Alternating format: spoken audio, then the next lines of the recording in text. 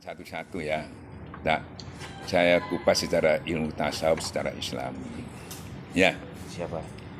kenapa gagal orang-orang itu? Pancasila ini kan baik, bahkan itu memang dari beberapa ulama yang mewujudkan itu, merumuskan itu. Tapi kenapa hasilnya selama ini kok hampir-hampir dampaknya nggak ada, bahkan dimanfaatkan orang untuk kepentingan atas nama Pancasila. Jangankan Pancasila, wong agama bisa dimanfaatkan atas nama agama menganeksi Pancasila. Kan gitu ya. Kenapa? Gitu. Pertama, yaitu tadi, sila ketama ini diabaikan misalnya. Kan gitu ya. Kalau ini diabaikan, yang lain ini juga terabaikan. Makanya kan pertama kan wa'atiullah. Atiullah, Pak. Itu Rasul hadisnya itu pertama kita kepada Allah dulu. Ya, bersandar kepada Allah dulu. Bergantung kepada Allah dulu. Mengharapkan pertolongan Allah. Ini yang hilang kadang-kadang. Tapi utama. Kedua, baru hablum, itu hablum minallah, baru hablum minannas. Apa yang kedua tadi? Yang kedua, Kemanusiaan yang adil dan beradab. hablum minannas kan? Hablum minannas itu. Bagaimana kamu mau hablum minallah, hablum minannas, hablum minannasnya enggak sempurna, hablum minallahnya enggak. Kalau hablum minallahnya kamu bersandar, pasti kamu lewat agama menyelesaikannya. Maksudnya lewat keimanan. Ya, tidak lewat nafsu.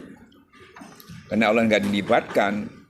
Memperbaikannya kita dengan nafsu, dengan kepentingan, bukan karena Allah.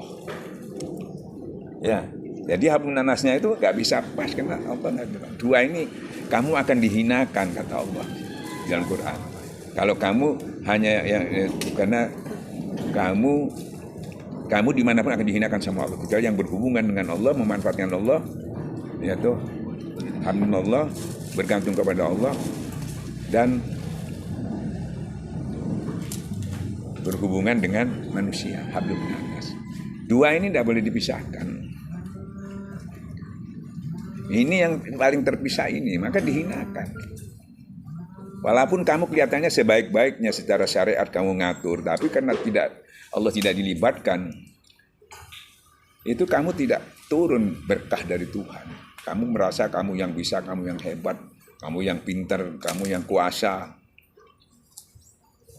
Ya toh, ada kesombongan di situ. Ya toh, ada kepentingan di situ. Ya nggak iso, Pak. Jadi itu hablum minannas itu tadi. Terus ketiga, Persatuan. watasimu, Pak. Jangan bercerai-berai. Mana bisa kalau Allah nggak dilibatkan menyatukan. Mana bisa kalau sampean tidak dekat kepada Allah. Pasti nafsu, antara nafsu, masa bisa didamaikan. Kan gitu ya. Gimana mau nyatikan hatinya masing-masing tidak gandol nang Allah. Ya itu hubud dunia semua. Ya. Ke Allahnya enggak. Nah, rahmat Allah itu mau turun dari mana? Allah enggak dilibatkan. Masing-masing nafsu yang beratas nama agama. Padahal kalau sudah nafsu itu termasuk ya itu. Kamu sudah dikuasai. Quran juga yang disampaikan. Quran sedikit pun tidak menambah kebaikan kepada orang yang zalim itu. Sudah koplah lupa kepada Allah. Jadi kepentingannya atas nama tambah bahaya. Ya, kalau Allah dilibatkan, Quran yang disampaikan bisa jadi obat, jadi petunjuk, jadi penawar. Bisa menetralisir kesulitan dan sebagainya. Ya, itu orang yang beriman. Ini makanya kita jadi bingung. Ini juga pakai Quran, ini juga pakai Quran. Kenapa enggak turun itu? Karena masing-masing ini zalim, cara menyelesaikannya tidak melibatkan Tuhan. Ini juga zalim, kelihatannya melibatkan Tuhan, ternyata tidakkah kamu melihat orang ini menuhankan hawa nafsunya? Enggak ditolong, semuanya hancur.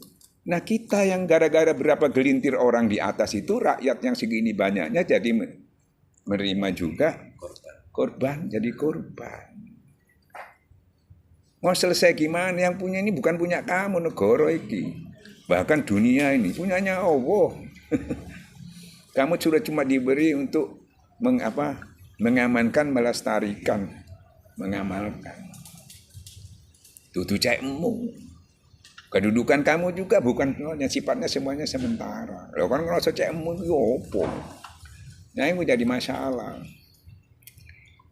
Yang nempati ini ibarat buruk, baik di dalamnya semuanya memiliki. Seperti kita punya anak ya, mau yang nakal, mau yang pinter, yang kan dia punya hak semuanya. Sing nakal punya hak dalam rumahmu, sing apik punya hak, bahkan tidak boleh dibeda-bedakan.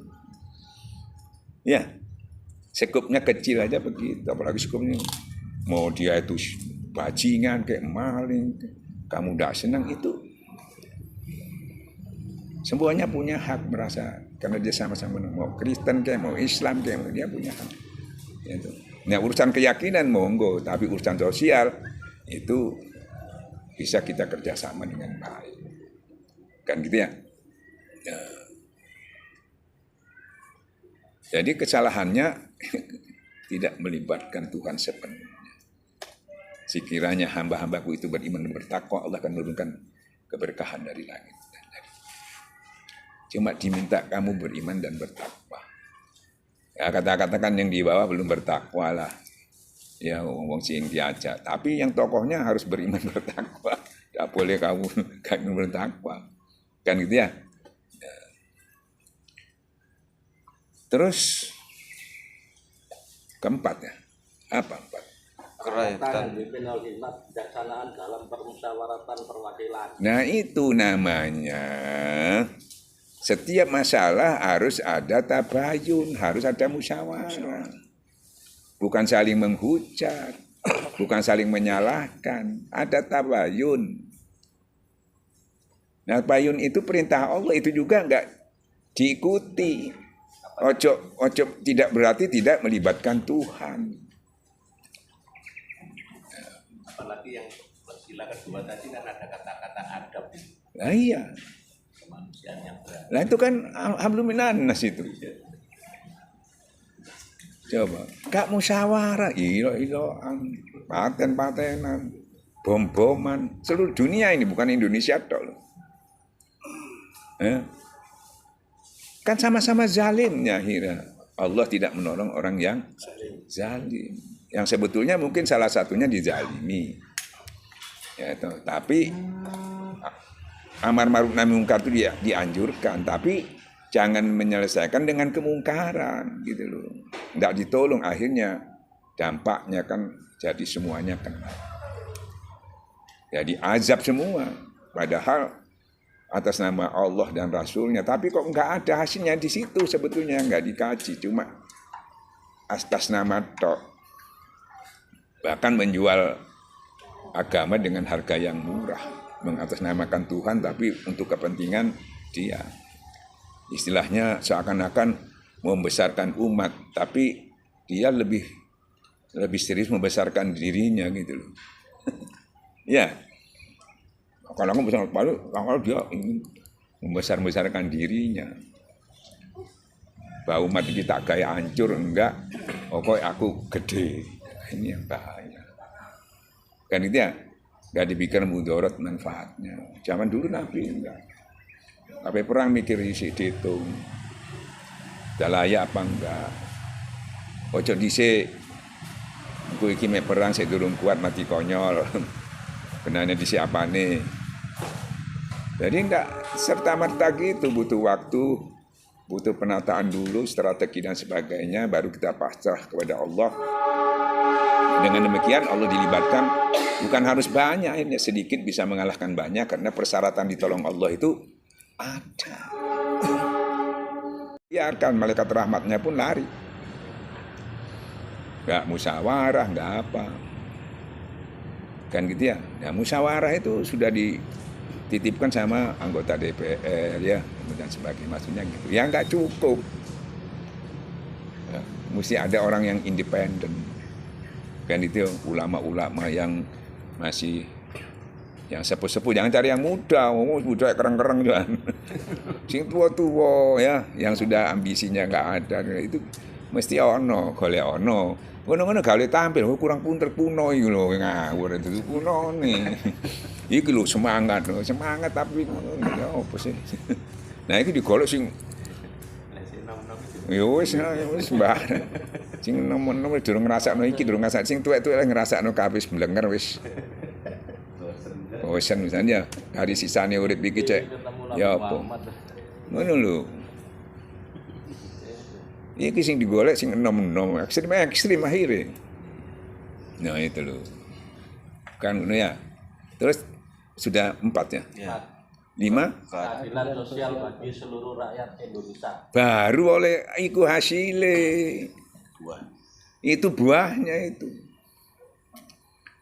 Ya apa itu berbuah itu gak pernah ditanam itu. Bibit solehannya kan zikir itu ketuhanan Maha Esa. Nah itu tumbuh cabang-cabangnya, ujung-ujungnya akan dapat keadilan sosial. Sampai menceluk penataan Pancasila doan sampai ngomong